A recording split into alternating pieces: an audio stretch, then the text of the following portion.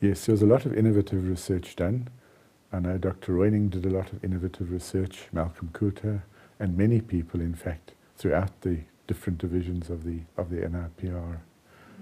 In the statistical section, several people developed new statistical techniques which have become standard throughout the world now. Michael Brown developed a number of factor and analytic techniques.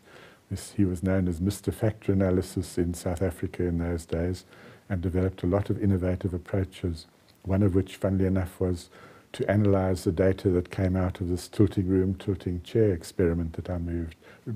He'd developed a whole new technique for analyzing this sort of data. Another statistician, Gordon Cass, who worked there, worked on a technique called shade, which you will find in all the major statistical packages now. It's a very important technique, particularly in the new artificial intelligence technique of data mining. So that was also all foreshadowed in those days, although we could really only do very small analyses then with the computer power we had available. One of the projects we did related to the effect of alcohol on driving, and Dan DeWet and the psychologists came up with a number of tests to see how alert people were or how well they'd react to sudden emergencies.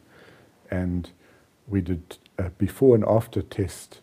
People came after work and went through the battery of tests. Then they were escorted to a little lounge and given a few drinks, and then after a few minutes they were brought back to the testing area and they repeated the tests. The test I was working with was something called the steadiness rings, developed by Dan DeWet. In fact, you still sometimes see that test as a toy in toy shops. It consists of two rings that you maneuver with handles round a wire course, and there's an electric current flowing through this wire, and as soon as you touch it, it emits a loud beep. And of course, the way Dan built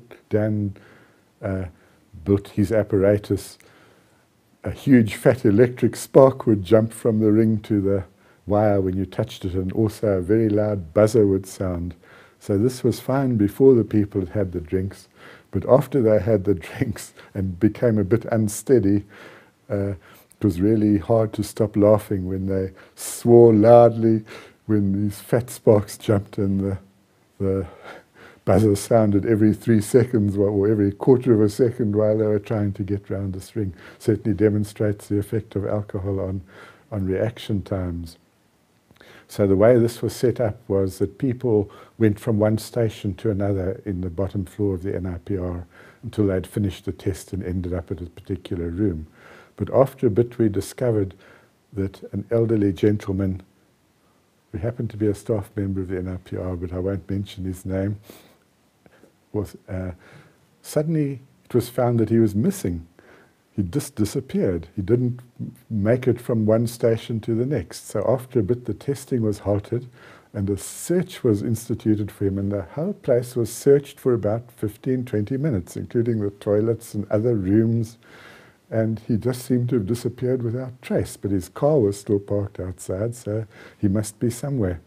So eventually Sue Ross, who was also testing there, jokingly swept open a door to a piece of old apparatus that was sitting in the passage and said, maybe he's inside this.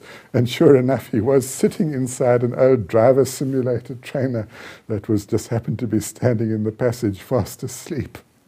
So yes, very colourful characters.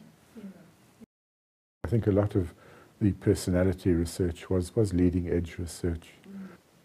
Yes, well, certainly in the area of statistics, Michael Brown was very prominent in the international field as a statistician.